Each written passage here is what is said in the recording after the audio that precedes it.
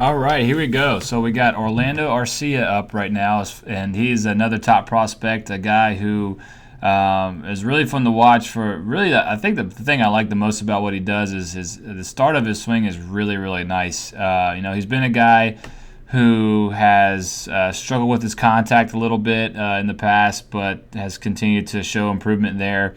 Probably with just more games at a higher level of baseball, but you're going to see the start of the swing. Now, this isn't the best. This isn't the best result. This is a ground ball. I watched a ton of video, and this guy hit a lot of ground balls, and I think you're going to see why, especially on the low pitch that he's going to get here. But the really awesome thing about him is the start of his swing.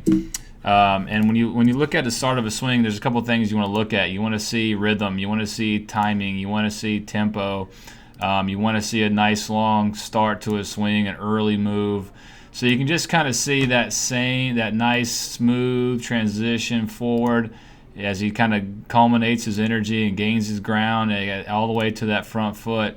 And that's really, really nice to see. A lot of guys, and especially kids these days, are taught to have very little movement. And you can see that, when he gets to this front leg pickup position, you can see that back leg angle staying inside of his foot. And so his knee stays inside of his foot the whole time.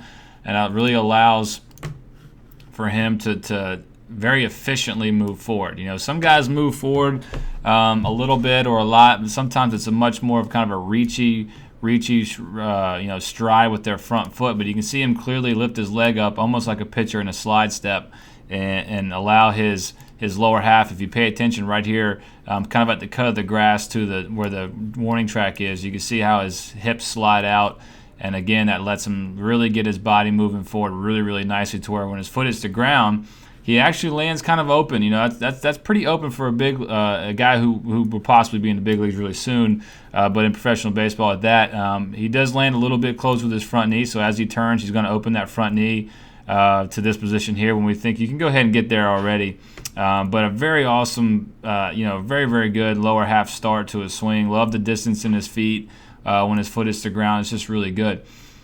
Working from there, his upper body, I think, goes really, really well with his lower body. You can see his hands move kind of in that shape, kind of in that, if you want to call it a letter, like the letter U, you can see his hands make that path from at the start of his swing to like right by his head, right? So if we can mark this for you real quick. So his hands start right by his ear hole for the most part, and then as he gets going through his step, we can see how the middle of his hands start to move more, and this is all in congruence with his front leg. So you can see how his hands get closer to his front leg as he gets moving, and everything kind of works back up that way. So you can see all that hand movement. Now there's some possibility that maybe if he calmed that down a little bit, maybe his contact would go up a little bit and he wouldn't be so maybe erratic with the barrel, but I think that's a really big bonus for him because everything melds together very, very well. Everything is very fluid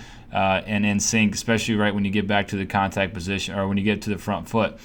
In this particular one, again, it's a super low pitch, and you're going to see how he kind of gets to this really nice, whatever you want to call it, ready position, launch position, position you see a lot of great hitters get to. A little close on that front side of that front knee, but we're going to get a low pitch, and we're going to get a lot of reaching. You'll see his hands go down. I saw him do this a ton on all the videos that I watched. I did a lot of research and tried to find a swing where maybe he lifted a ball, or because I want to see guys hit the ball at least for some amount of power when I do these breakdowns, as opposed to when they're fooled and beat. But I think you see a lot of guys with this really high hand position when their foot, right before their foot hits the ground, and it can maybe contribute to some aggressive downward action with their hands. A guy like Javier Baez is a guy that comes to mind when I see a lot of hand action. Again, from the start, he's super good. It's just nice and fluid, and then he just kind of rises, lifts his hands up a little high right there, and I think that might get him into some trouble on lower pitches because you can see how his hands have to move down so much to get to this ball here. Look at that distance his hands had to travel to get to a low pitch. When we want to see his hands stay very connected to his shoulder and really try to manipulate the barrel path with more of a side bend and a lean back with his upper body to get to this pitch. So he's got some work to do there. Now again, back to his lower half, watch his back foot move super well.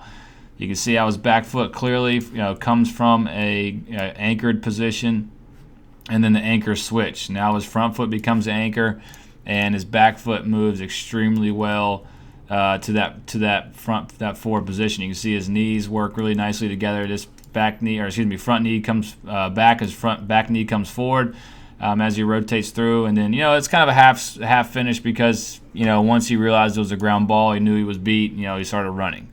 So I really like to see him make a real nice attempt to get a little bit more like Seager and get a little bit more lift in his body, but it's not as bad as Buxton. He's not at contact. He's not as forward. He's kind of straight up and down, but not near as forward as we saw Buxton a little bit ago. I think the biggest thing for him is going to be continuing to get his hands under control a little bit more, especially right at that last little bit. If he can continue to keep his hands very tied and connected to his shoulder. So right here, they're still pretty connected as far as that goes, but then as he goes forward to the ball, you can see the distance that his hands drop away from his shoulder to get to this ball. And that's what pitchers want you to do. As soon as you drop your hands to the ball, you're going to cut a lot of balls in the air, or you're going to hit a lot of balls like this down into the ground, which is what we all know pitching coaches want. And hitters, if you're a hitter and you're trying to hit ground balls, well, just know that every pitching coach in the world wants you to do the same thing. So things that we can do with our body, keeping our hands bent, keeping our elbows bent, and then really figuring out a way for my man here to get a little bit of a deeper barrel pass so he can get violently more up into the ball sooner. Like we saw Seager did. I think he's got a chance to continue to be a good player, especially with his lower half. He's got one of the better lower halves in the group, and can continue to hit for more power if he lifts more balls and hits the ball with a little bit more head-on contact. So another player I'm excited about. Thanks for watching this, and let's continue to move on. Thanks, guys.